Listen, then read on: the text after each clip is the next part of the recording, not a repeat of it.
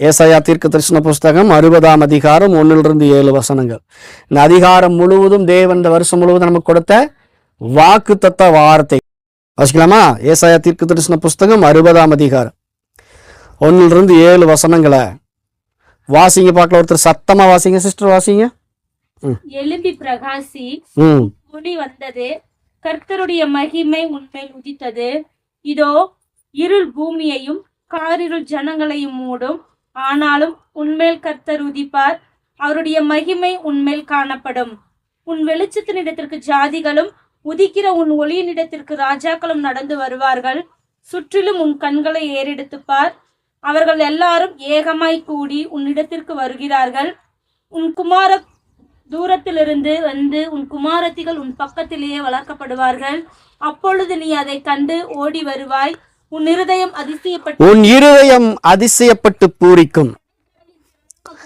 கடற்கரையின் திரளான கூட்டம் உன் வசமாக திரும்பும். ஜாதிகளின் பலத்த சேனை உன்னிடத்திற்கு வரும். ஜாதிகளின் பலத்த சேனை உன்னிடத்திற்கு வரும்.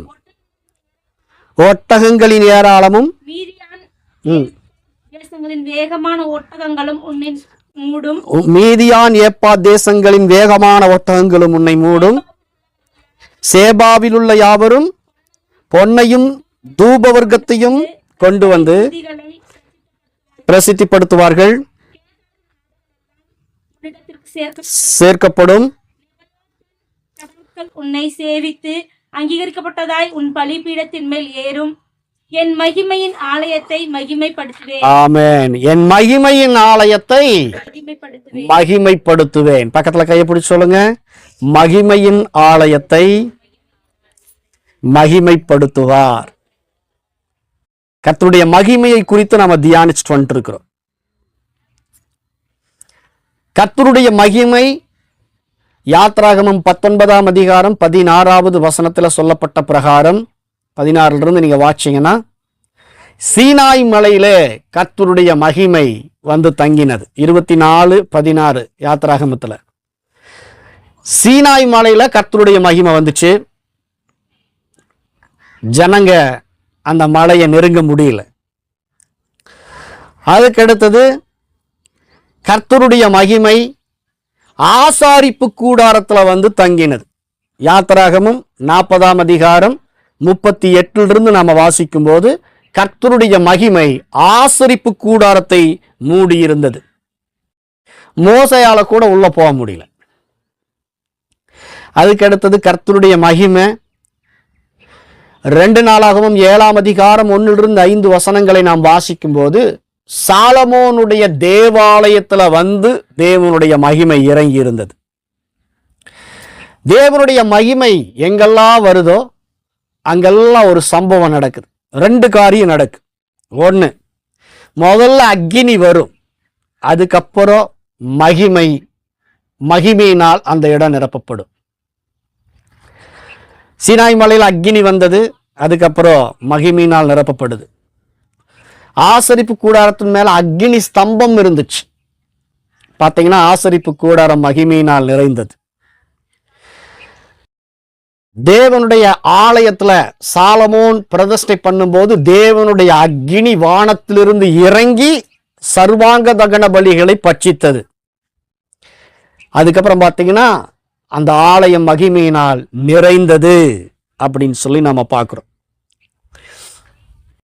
இன்றைக்கு சீனாய் மலையில இறங்கின அதே மகிமை, ஆசரிப்பு கூடாரத்துல இறங்கின அதே மகிமை, சாலமோனுடைய தேவாலயத்தில் இறங்கின அதே மகிமை இன்றைக்கு உங்கள் ஒவ்வொருவர் மேலும் வந்து அமர்ந்திருக்கிறது. ஆமென் சொல்லுவோம்.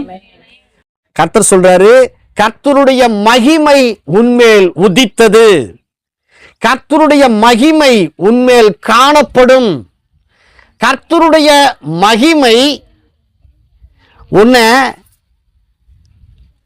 எழுப்பிவிடும். அல்லேலூயா சொல்லுங்க. ஆமா, கர்த்தருடைய மகிமை முதலாவது உன்னை என்ன பண்ணுதுன்னா எழுப்பிடுது.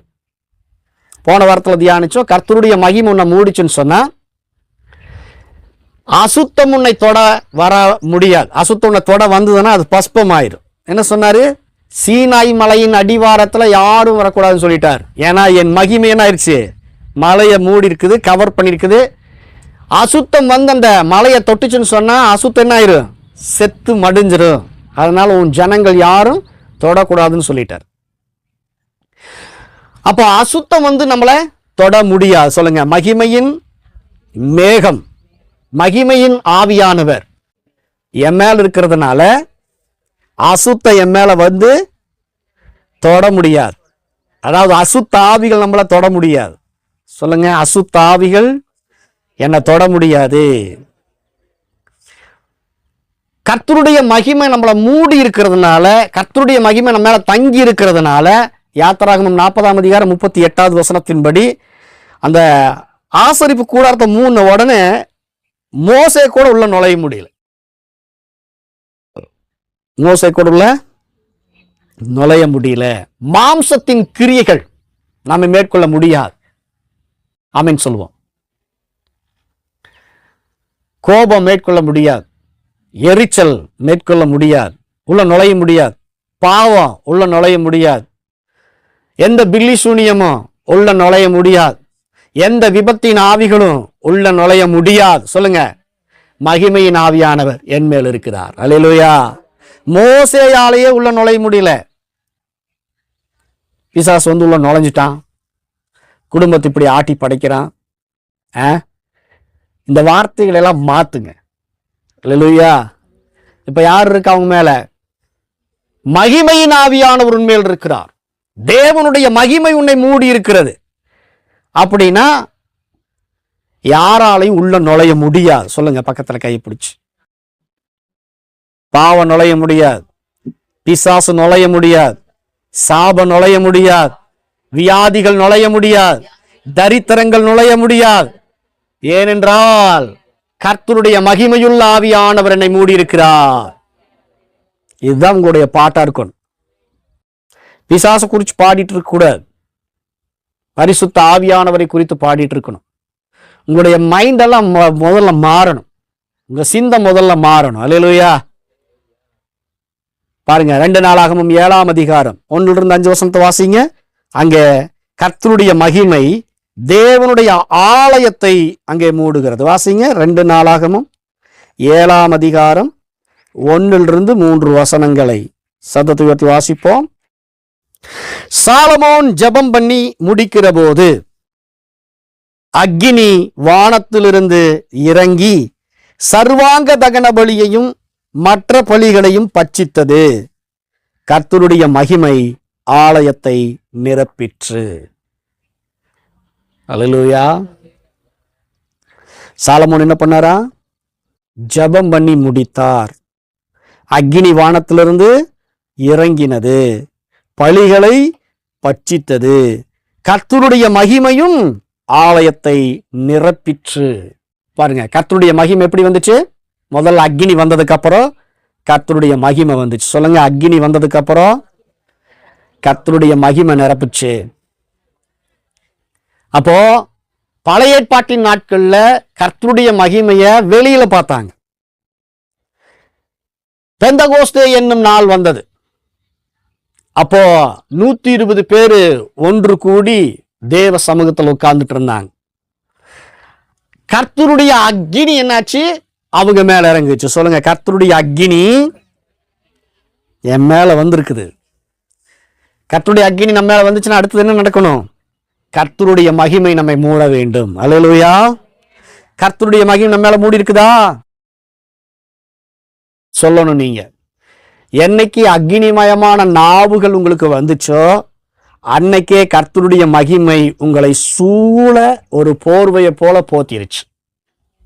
கலாத்தியர் 3:27 சொல்லுது, என்றைக்கு கிறிஸ்துவுக்குள்ளாக நீங்கள் ஞானஸ்நானம் பெற்றீர்களோ அன்றைக்கே நீங்கள் கிறிஸ்துவை தரித்து கொண்டீர்கள். கிறிஸ்து என்று சொன்னால் அபிஷேகம் பண்ணப்பட்டவர் அப்படின்னு அர்த்தம். யோவான் ஸ்நானகன் இயேசு கிறிஸ்துவை குறித்து சொல்லுகிறார். அவர் என்ன செய்வாரு? பரிசுத்த ஆவியினாலும் அக்னியினாலும் உங்களுக்கு ஞானஸ்நானம் கொடுப்பார். அப்படின்னா அக்னிமயமான நாவுகள் என்றைக்கெல்லாம் எப்பொழுதெல்லாம் எந்த நிமிஷத்துலையும் கர்த்தருடைய அக்னிமயமான நாவுகளை நீங்க ஓபன் பண்றீங்களோ அப்பெல்லாம் கர்த்தருடைய மகிமை உங்களை சூழ்ந்து கொள்ளும். அல்லேலூயா சொல்லுங்க.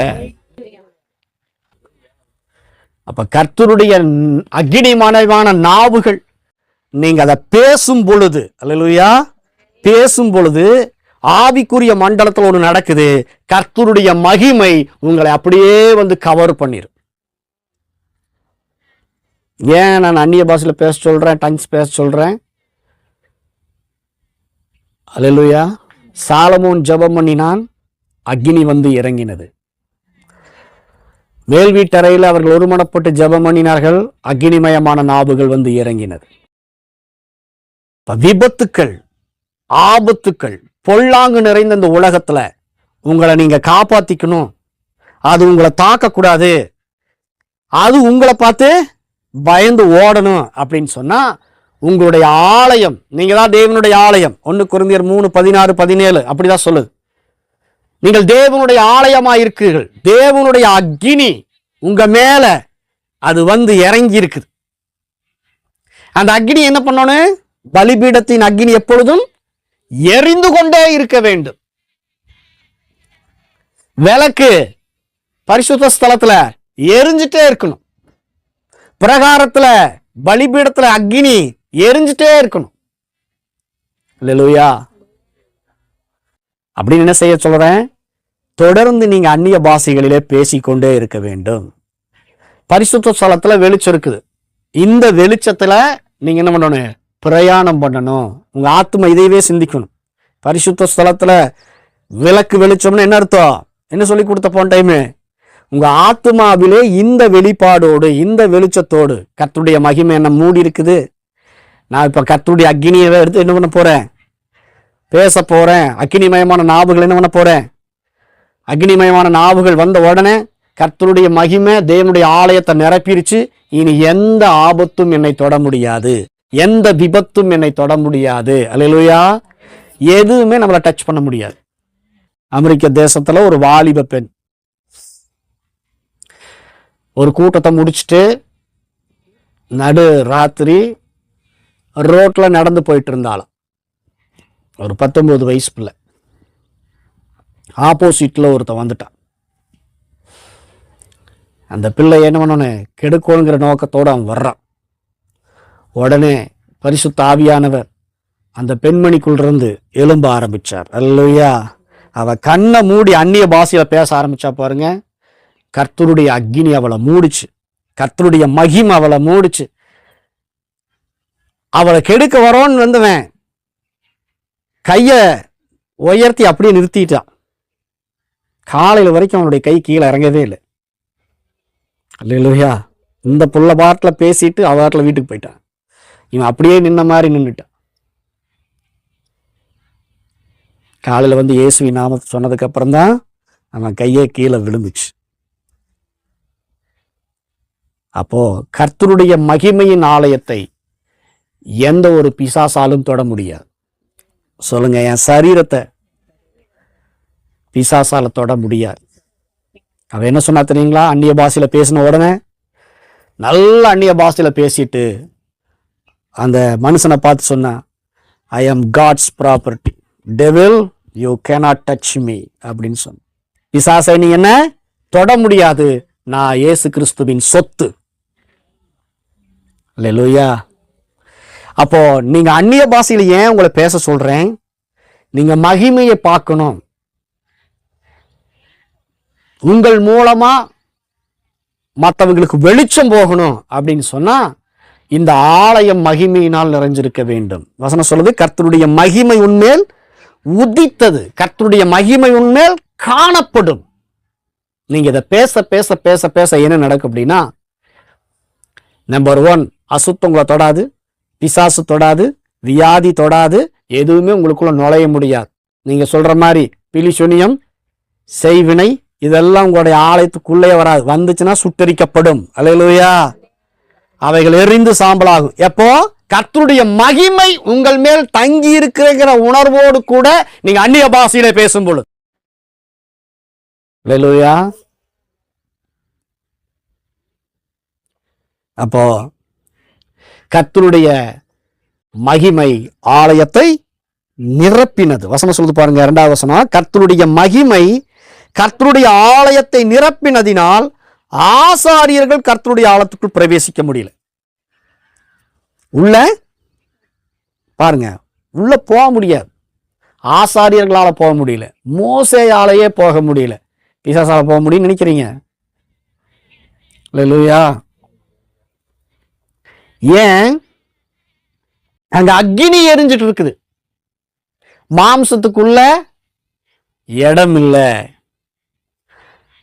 அக்னி மேல கொண்டு போய் மாம்சத்தை போட்டு என்ன ஆகு? மாம்சம் சுட்டரிக்கப்பட்டுரும். மாம்சத்தின் கிரிகள் சுட்டரிக்கப்படும், மாம்சத்தின் கிரிகள் அழிக்கப்பட்டு போகும்.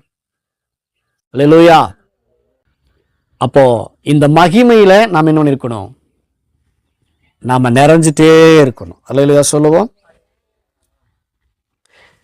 ஆண்டவர் சொல்றாரு, என் மகிமையின் ஆலயத்தை மகிமைப்படுத்துவேன். சொல்லுங்க, என் மகிமையின் ஆலயத்தை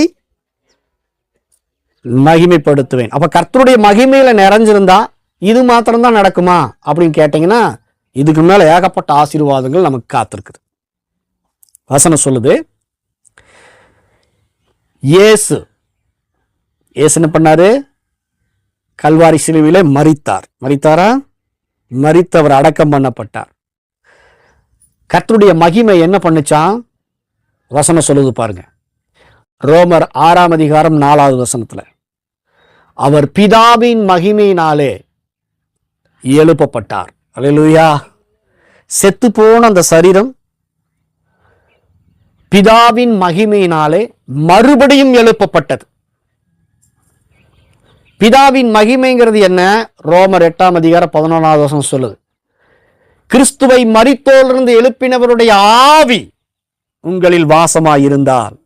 அப்போ பிதாவின் மகிமை என்பது நம்மேல் தங்கி இருக்கிற பரிசுத்தாவியானவர். அந்த பரிசுத்தாவியானவர் என்ன செய்யறாரா? இயேசுவையே உயிரோடு கூட எழுப்பினவர் உங்களை எழுப்ப மாட்டாரா? அல்லேலூயா.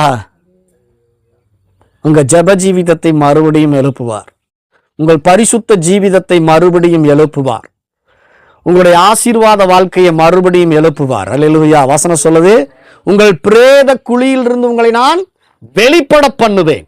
கர்த்தருடைய மகிமை வந்துச்சுன்னு சொன்னா, பிரேத குழியில இருக்கிற நம்மள பிதாவுக்கு அருகில கொண்டு போய் அந்த மகிமை சேர்க்கும். சொல்லுங்க, பக்கத்துல கையை பிடிச்சு, நீ பிரேத குழியில் இருந்தாலும் கர்த்தருடைய மகிமை மேல வந்துச்சுன்னா நீ பிதாவுக்கு அருகில கொண்டு போய் அது சேர்த்து விடும். அல்லேலூயா. கர்த்தருடைய மகிமை உண்மையில உதிச்சுது, கர்த்தருடைய மகிமை உண்மையில தங்கி இருக்குது அப்படிங்கிற உணர்வோடு இருங்க. நிச்சயமா கர்த்தருடைய மகிமை உங்க மேலதான் இருக்குது. கர்த்தருடைய மகிமை மேல இருக்குதுங்கிற உணர்வோடு கூட நாம் இருந்தோம் சொன்னா, நாம் ஆண்டவருடைய பாதப்படியில் அல்ல, ஆண்டவரோடு கூட உட்கார்ந்துருப்போம். கீழல்ல, அவரு கூட. சொல்லுங்க, கீழல்ல, அவரு கூட. பாதத்துல உட்கார்ந்துருக்க மாட்டோம், அவருடைய வலது பாரிசத்துல உட்கார்ந்துருப்போம். அல்லேலூயா. அப்புறம் பாட்டே மாறிடும், உன் பாதம் ஒன்றே வேண்டும், இயேசு பாதம் எனக்கு போதும் அப்படிங்கிற பாட்டெல்லாம் மாறிடும். இந்த பாட்டெல்லாம் மாத்திக்கணும். நீ எங்க இருக்கிற நாமா மகிமை என்ன செஞ்சது? பிரேத குழியில கிடந்த நம்மை பிதாவுக்கு அருகில கொண்டு போய் வைத்திருக்கிறது. அல்லேலூயா. பாதத்துல கிடந்த நம்மை அவருடைய வலது பாரிசத்துல கொண்டு போய் அமர வைத்திருக்கிறது. இதுதான் மகிமை செய்கிற வேலை. சாதாரணமானதல்ல கர்த்தருடைய மகிமை. அல்லேலூயா. எபேசியர் 2ஆம் அதிகாரம் 7வது வசனம் சொல்லுது பாருங்க, அவர் நம்மிடத்திலே வைத்த தயவினாலே, கிறிஸ்து இயேசுவுக்குள் அவர் நம்மிடத்திலே வைத்த தயவினாலே தம்முடைய கிருபையின் மகாமேன்மையான ஐஸ்வரியத்தை வருங்காலங்களில் விளங்கச் செய்வதற்காக கிறிஸ்து இயேசுவுக்குள் நம்மை அவரோடு கூட எழுப்பி உன்னதங்களிலே அவரோடு கூட உட்காரவும் செய்தார். அப்ப மகிமை என்ன பண்ணுனா, பிரேத குழியில் இருந்த நம்மை எழுப்பும். மகிமை என்ன செய்யும்னா, கீழே கிடக்கிற நம்மளை தூக்கி அவர் பக்கத்துல உட்கார வைக்கும். இதுக்காகத்தான் இயேசு ஜெபம் பண்ணார். வாசிங்க யோவான் 17ஆம் அதிகாரம் 21வது வசனம். 17ஆம் அதிகாரத்துல 24வது வசனம். இயேசு கடைசியா ஜெபம் பண்றார். 17ங்கிறது மிகப்பெரிய பிரேக் த்ரூ. அந்த அதிகாரம் ஃபுல்லா நீங்க வாட்ச் பாருங்க. இயேசு பிதாவின் இடத்துல ஜெபம் பண்றார். எப்படி ஜெபம் பண்றாரு? பிதாவே, உலக தோற்றத்துக்கு முன்னாடியே நீர் என்னில் அன்பாயிருந்தபடியினால் நீர் எனக்கு தந்த என்னுடைய மகிமை நீர் எனக்கு தந்த என்னுடைய மகிமையை நீர் எனக்கு தந்தவர்கள் காணும்படியாக நான் இங்கு இருக்கிறது போல என்னோடு கூட அவர்களுக்கும் இடம் வேண்டும். அல்லேலூயா. இயேசுவினுடைய ஜெபம் என்ன? 24வது வசனம் சொல்லுது பாரு. நான் எங்க இருக்கிறேனோ அங்கே அவர்களும் இருக்க வேண்டும். அப்ப பிதா இயேசுவுக்கு என்ன மகிமை கொடுத்திருந்தாரு? பிதாவின் வாசன சொல்லுது பாருங்க. பிலிப்பியர் 2ஆம் அதிகாரத்துல தேவனுக்கு சமமாய் இருப்பதை கொள்ளையாடின பொருளாக எண்ணாமல் இந்த பூமிக்கு இறங்கி வந்தார். பிதா இயேசுவின் மீது அன்பா இருந்ததுனால பிதாவின் வலது பாரிசத்துல இயேசு அமர்ந்திருந்தார். இப்ப இயேசு என்ன ஜெபம் பண்றாரு? ஆண்டவரே, என்னுடைய பிள்ளைகள் இதே மகிமையை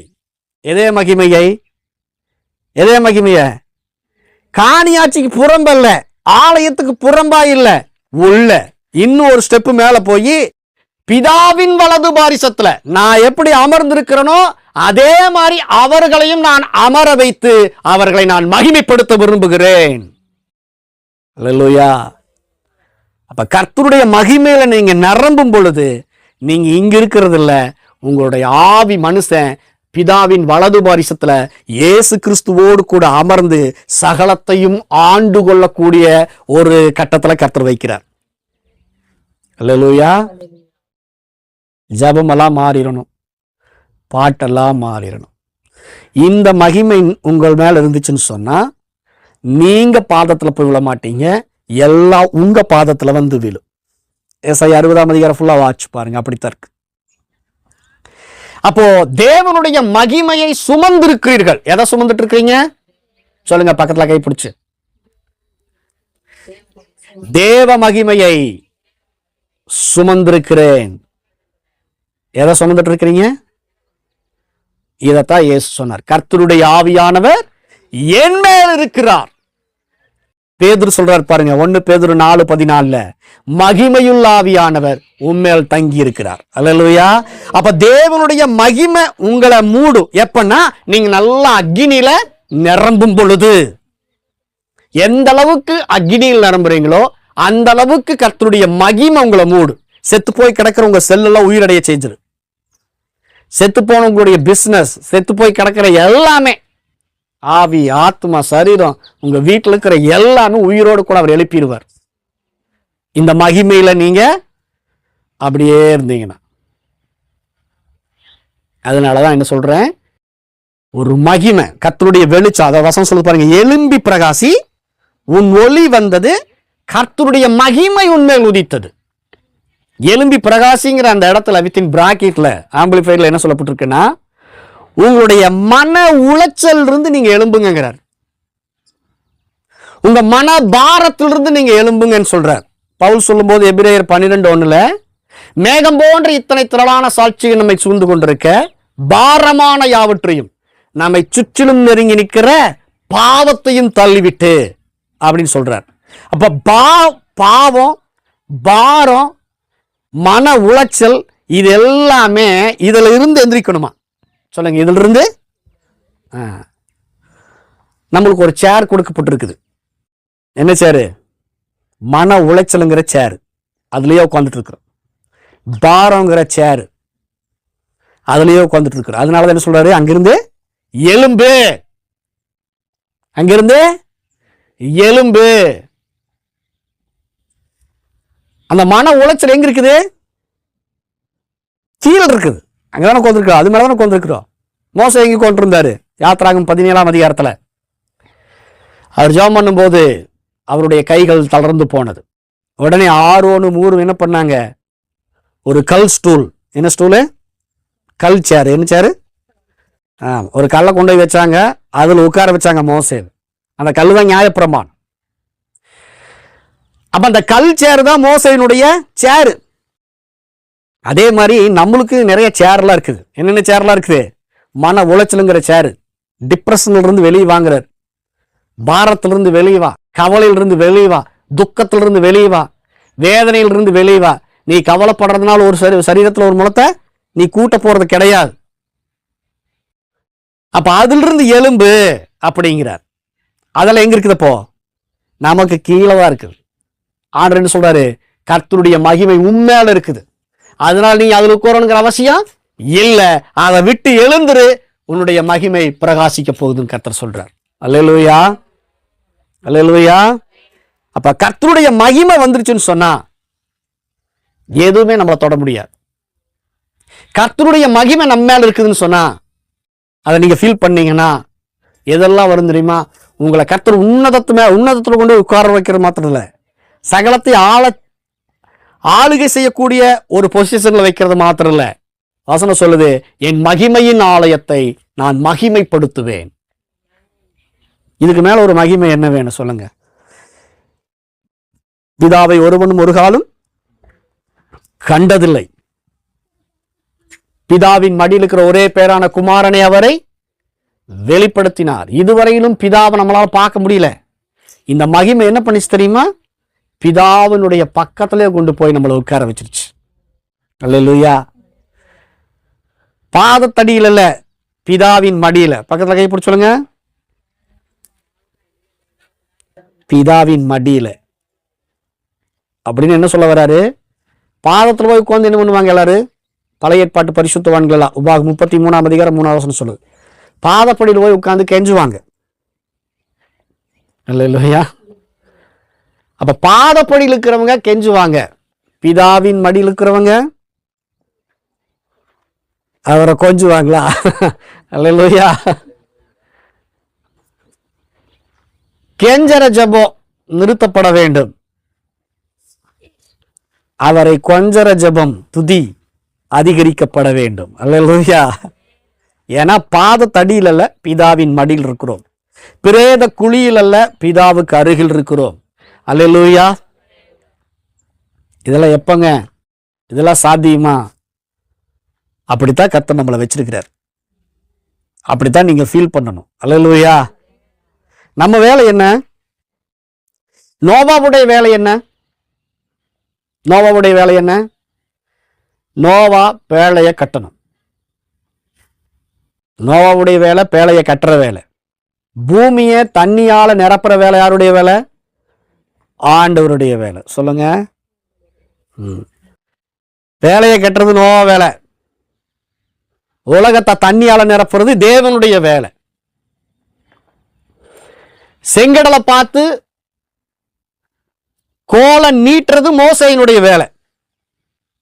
செங்கடலை பிளக்கிறது தேவனுடைய வேலை.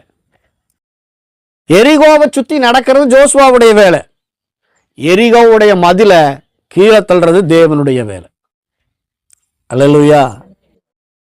எலியா தன்னுடைய சால்வியை முறுக்கி தண்ணி அடிக்கணும், யோர்தானை அடிக்கணும். யோர்தான் அடிக்கிறது எலியாவுடைய வேலை, அதை பிளக்கிறது தேவனுடைய வேலை. இப்ப சொல்லுங்க, வியாதியஸ்தர்கள் மேல் கைகளை வைப்பார்கள், அப்பொழுது அவர்கள் கையை வைக்க வேண்டியது, சொல்லுங்க பக்கத்துல கை பிடிச்சு, கையை வைக்க வேண்டியது நம்ம வேலை, உங்க வேலை. சுகமாக்குறது அவருடைய வேலை. அல்லேலூயா. 2 கொரிந்தியர் 3ஆம் அதிகாரம் 17-18 வசனம் சொல்லுது பாருங்க. நாம் எல்லாரும் கர்த்தருடைய மகிமையை கண்ணாடியிலே காண்கிறது போல கண்டு ஆவியாயிருக்கிற கர்த்தராலே அந்த சாயலாகத்தானே மகிமையின் மேல் மகிமை அடைந்து, என் மகிமையின் ஆலயத்தை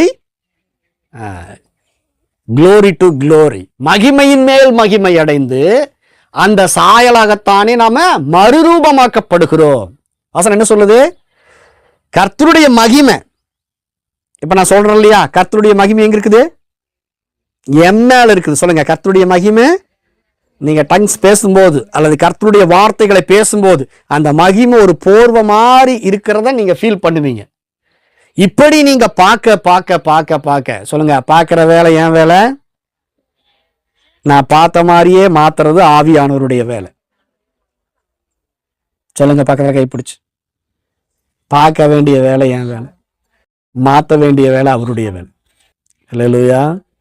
அந்த கொப்புகளை வெட்டி தண்ணியில போட வேண்டியது யாக்கோபுடைய வேலை. அல்லேலூயா. ஆடுகள் போய் அந்த கொப்புகளை பார்க்கறது ஆடுகளுடைய வேலை. அது எப்படி பார்த்துச்சோ அப்படியே குட்டிகளை போட வைக்கிறது தேவனுடைய வேலை. அல்லேலூயா. அப்ப கர்த்தர் என்ன சொல்றாரு? பாரு, இப்படி பாரு. எப்படி பார்க்கிறது?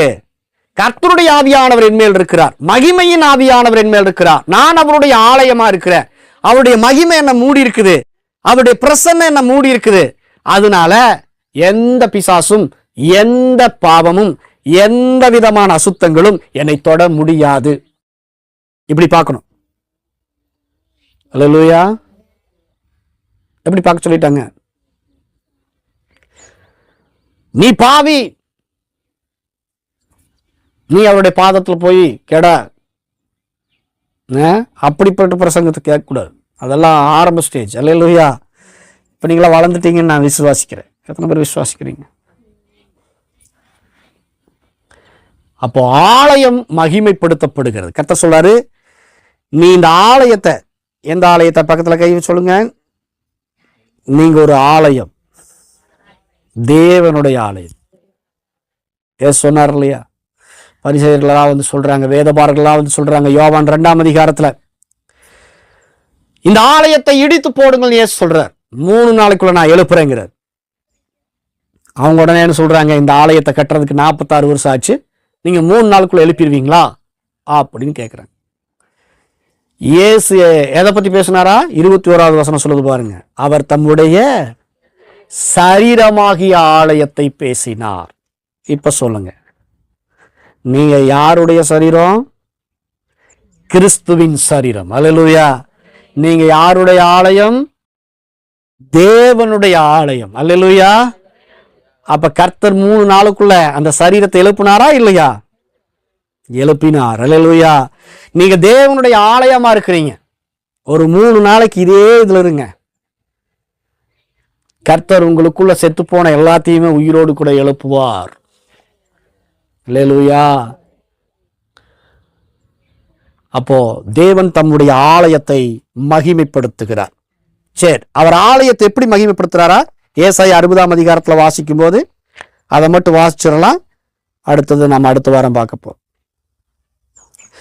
அப்பொழுது நீ அதை கண்டு ஓடி வருவாய், உன் இருதயம் அதிசயப்பட்டு பூரிக்கும், கடற்கரையின் திரளான கூட்டம் உன் வசமாய் திரும்பும், ஜாதிகளின் பலத்த சேனை உன்னிடத்துக்கு வரும். சொல்லுங்க, நம்முடைய ஆலயத்துக்கு. நம்முடைய ஆலயம் என்பது நாமதான். அல்லேலூயா. சபைங்கிறது நாமதான். நம்மளை தேடி திரள் கூட்டம் அது ஓடி வருமா, இல்ல நாம தேடி ஓடி போவோமா? அதுவே ஓடி வருது. ஏன்னா இந்த வருஷத்துல 2025ல இருள் பூமியையும் காரிருள் ஜனங்களை மூடும். பஞ்சங்களை இருள் பயங்கரமா கவ போகுது தேசத்தை. யோசேப்பின் களஞ்சியம் மாத்திரம்தான் எல்லாத்தையுமே போசிக்க போகுது. யோசேப்பின் களஞ்சியங்கிறது இயேசு கிறிஸ்துவின் களஞ்சியம், தேவனுடைய வார்த்தை. அந்த தேவனுடைய வார்த்தையிலேயே நிரம்பியிருக்காங்க பாத்தீங்களா?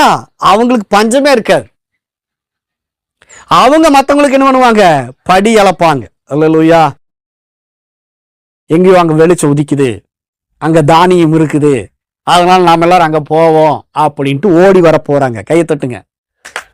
உங்களை தேடி ஓடி வர போறாங்க. அல்லேலூயா. கடற்கரையின் திரளான செல்வம். கடற்கரையின் திரள் கூட்டம் சொல்லப்பட்டிருக்குதா? ஆம்பிளிப்பேர்ல என்ன சொல்லப்பட்டிருக்குதுன்னா, பொதுமொழிபெயர்ப்புல என்ன சொல்லப்பட்டிருக்குன்னா, கடல் கரையின் திரளான செல்வங்கள் உன் வசப்படும். அல்லேலூயா. அந்த மகிமை சொல்லுங்க, மகிமை நம்ம மேல இருந்துச்சுன்னா எல்லா செல்வமும் நம்மளை தேடி வந்து ஒட்டிக்கு வந்து. மகிமைங்கிறது ஒரு காந்த மாதிரி. மகிமைங்கிறது ஆமா, எல்லா இரும்பு என்ன பண்ணிரு தன் பக்கம் இழுக்கும். இந்த க்ளோரி. அல்லேலூயா. சொல்லுங்க, இந்த க்ளோரி என் மேல இருக்குது, அந்த மகிமை என் மேல இருக்குது. செல்வங்கள் என்னை தேடி ஓடி வரும். அடுத்த வார்த்தை சொல்லுது, ஜாதிகளின் பலத்த சேனை இது பொதுமொழிபெயர்ப்புல என்ன சொல்லப்பட்டிருக்குன்னா, புறஜாதியாரின் சொத்துக்கள் உன்னிடத்துக்கு வரும். இப்படியெல்லாம் பார்த்துருக்கீங்களா? கவனிக்கிறீங்களா? இந்த மகிமையில் நீங்க நிறைஞ்சிட்டே இருந்தீங்கன்னா சொத்தெல்லாம் உங்களை தேடி வருமாமா. ஏன் இப்படி சோகமா இருக்கிறீங்க? பக்கத்துல கை போய் சொல்லுங்க. சொத்தெல்லாம் என்னை தேடி வரும், செல்வங்கள் எல்லாம் என்னை தேடி வரும். எப்போ? நான் தேவனுடைய ஆலயம், தேவ மகிமை என்னை மூடி இருக்குங்கிற அறிவோடும் உணர்வோடும் இருக்கும்போது. சொல்லுங்க, இந்த அறிவு இருக்கணும், அதே உணர்வு இருக்கணும், இந்த வெளிச்சத்தில் இருக்கணும், இதே ஃபீலிங்ல இருக்கணும். இருந்தோம்னா எல்லாம் நம்மளை தேடி வரும். நன்மையும் கிருபையும் என்னை வேட்டையாடும். அல்லேலூயா. எப்போ? மகிமையின் ஆலயத்தை அவர் மகிமைப்படுத்துகிறார். அல்லேலூயா. என்ன செய்ய போறீங்க? சொல்லுங்க. நான் தேவனுடைய ஆலயம், தேவனுடைய மகிமை என் மேல் இருக்கிறது, தேவ பிரசன்னம் என் மேல இருக்குது. என்னென்னலாம் கற்பனை பண்றீங்க? ஏதாவது ஒன்று சொல்லிட்டா இதை கற்பனை பண்ணுங்க. ஏதாவது ஒரு வார்த்தை சொல்லியிருப்போம், ஏன் அப்படி சொன்னாரு, எதனால் அப்படி சொன்னாரு அப்படின்னு அந்த நெகட்டிவ் வார்த்தை என்ன பண்ணுவோம், அதுக்கு ஒரு உருவம் கொடுத்து அதுக்கு ஒரு ஆடாடாடாடா. இது தேவனுடைய வார்த்தை, இதையே கற்பனை பண்ணுங்க. கற்பனை சக்தி எதுக்கு கொடுத்தாரு? அவருடைய வார்த்தை என்ன பண்றதுக்கு? இமேஜினேஷன் பண்றதுக்கு தான் கற்பனை திறனை கொடுத்தாரு. எதையோ கற்பனை பண்ணிட்டு இருக்க கூடாது. அல்லேலூயா சொல்லுவோம். மகிமை எப்ப வெளிப்படும் தெரியுமா? மகிமையுள்ள ஆவியானவர் என் மேல் இருக்கிறார். ஆமா, தேவ பிரசன்னம் என்ன மூடி இருக்குது. இந்த உணர்வோடு இந்த கற்பனையோடு இருக்கணும். மோசையால் உள்ள போக முடியல, ஆசாரியர்களால் உள்ள போக முடியல, பிசாசு என்ன பண்ண முடியல, இயேசுவின் சரீரத்தை தொட முடியல. யாராச்சும் வியாதிஸ்தவங்க இயேசு சரீரத்தை தொட்டா அவங்க சுகமாயிடுறாங்க. மகிமை என்ன பண்ணிடுச்சு? அவர்கிட்ட இருந்து போகுது, வல்லம் அவர்கிட்ட இருந்து வெளியே போகுது. மகிமையும் வல்லமையும் பிரிக்க முடியாது. மகிமையில் நிரப்பினீங்கன்னா வல்லம் ஆட்டோமேட்டிக்கா வெளிப்படும். அல்லேலூயா. அப்ப இந்த மகிமையில நீங்க என்ன பண்ணணும்? சிம்பிளா எனக்கு சொல்லி கொடுங்க. இந்த மகிமையெல்லாம் எங்க கிட்ட இருந்து வெளிப்படணும்னா நாங்க என்ன செய்யணும்? சிம்பிளா ஒண்ணு சொல்லி கொடுக்குறேன். இந்த உணர்வோட நல்லா அந்நிய பாஷையில பேசணும். நல்லா தேவனுடைய வசனங்கள் எடுத்து ஏசாயா 60ஆம் அதிகாரத்தை எடுத்து நல்லா சத்தம் போட்டு வாசிக்கணும். எப்படி வாசிக்கணும்னு சொல்றேங்க, எனக்கு சொல்லி கொடுக்குறேன். நான் எழும்பி பிரகாசிப்பேன், என் ஒளி வந்துருச்சு, அவருடைய மகிமை மேல உதிச்சிருச்சு. அல்லேலூயா. இப்ப என்ன செய்யணும்? தலைமையில கை வைங்க, எல்லாம் எந்திரிச்சு நில்லுங்க. மகிமையுள்ள ஆவியானவர் என் மேல் இருக்கிறார். சீனாய் மலையில இறங்கின அதே மகிமை, மோசையின் ஆசாரிப்பு கூடாரத்தில் இறங்கின அதே மகிமை, சாலமோனுடைய ஆலயத்தில் இறங்கின அதே மகிமை, இயேசு கிறிஸ்துவை எழுப்பின அதே மகிமை இப்ப என் மேல் இருக்குது. இந்த மகிமையின் ஆலயத்தை கர்த்தர் மகிமைப்படுத்துகிறார். இப்படிதான் நீ நான் பார்க்க போறேன். கண்ணாடியில பார்க்கிற மாதிரி பார்க்கிறேன்.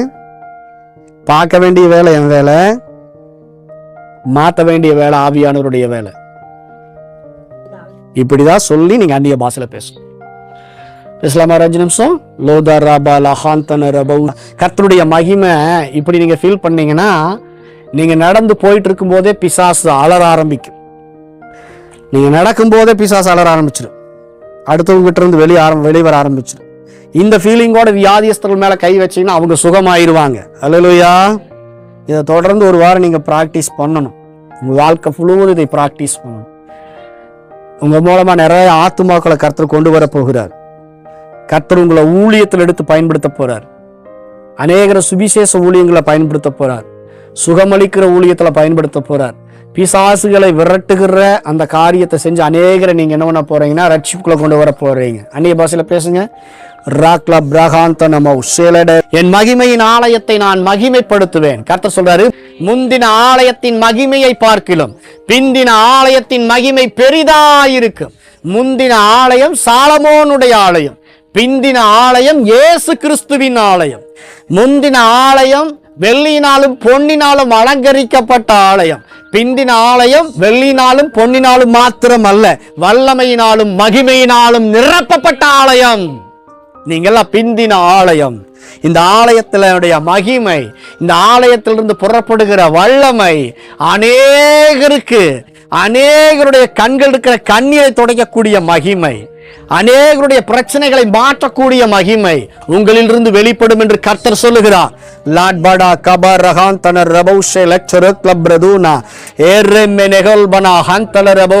சாலமோன் ஜாமணி சொல்றாரு, இந்த ஆலயத்தை நோக்கி யாரு பார்த்தாலும் சரி அவங்க ரட்சிப்படையணும், அவங்க பிரச்சனையிலிருந்து ரட்சிப்படையணும், அவங்க பாவத்திலிருந்து ரட்சிப்படையணும், அவங்களுடைய போராட்டத்திலிருந்து ரட்சிப்படையணும், அவங்களுடைய அடிமத்தனத்திலிருந்து ரட்சிப்படையணும் சொல்லி ஒரு பெரிய ஜப கோரிக்கைய சாலமோன் வைக்கிறாரு. அதே மாதிரி இஸ்ரவேலர்கள் அதை நோக்கி பார்க்கும் பொழுதெல்லாம், அந்த ஆலயத்தை நோக்கி பார்க்கும் பொழுதெல்லாம், அந்த ஆலயத்தை நோக்கி பார்த்து ஜெபிக்கும் பொழுதெல்லாம் அவர்களுக்குள்ள ஒரு பெரிய விடுதலை, அடிமத்தனம் எல்லாம் மாறுச்சு, பஞ்சமெல்லாம் மாறுச்சு, போராட்டங்கள் எல்லாம் மாறுச்சு. கர்த்தர் அப்படித்தான் உங்களை பார்க்கிறார். நீங்கள் தேவனுடைய ஆலயமா இருக்கிறீங்க. உங்களை நோக்கி பார்க்கிறவர்கள் ரட்சிப்படைய போகிறார்கள். உங்களை நோக்கி பார்க்கிறவர்கள் அடிமத்தனத்திலிருந்து விடுதலை அடைய போகிறார்கள். உங்களை நோக்கி பார்க்கிறவர்கள் பாவத்திலிருந்து விடுதலை அடைய போகிறார்கள். கர்த்தர் சொல்றாரு, என் மகிமையின் ஆலயத்தை நான் மகிமைப்படுத்துவேன். உங்களை பார்க்கிறவங்க இயேசுவை பார்க்க போறாங்க. லாந்தலரபௌ ஷேலக்சரக்ல பிரதூனி மேரி பல்பனா ஹந்தரு சேலக்சரக்ல பிரதூனமம் தலரபலவரம். இயேசு கிறிஸ்துவின் நாமத்தினாலே ஜெபிக்கிறோம் எங்கள் ஜீவனுள்ள நல்ல பிதாவே, ஆமென்.